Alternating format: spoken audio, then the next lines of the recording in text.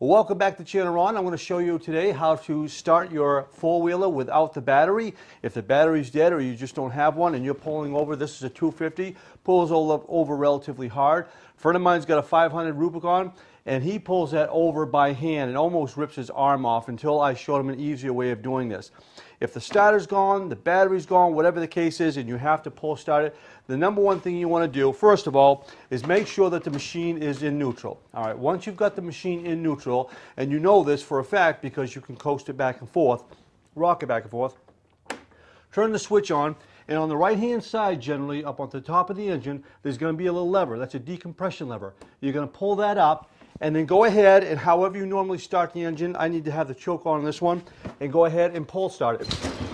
And you'll find it'll start right up. Now, obviously, I've had this machine running, so normally it might take 2 or 3 pulls. The decompression will shut back down, and then it'll have full compression on the motor. So once you figure that out, you're going to find that the engine's going to start a whole lot easier for you. So I hope this helps you. I mean, if you've got a bad battery or if the starter's gone and you are pull starting the engine with the pull cord, you're going to find that it's going to pull a whole lot easier with the decompression off. So this here is pulling. I'm just going to pull it slow so you can kind of see how hard it is. I'll go ahead, pull up the lever on the decompression. See, it pulls a lot easier.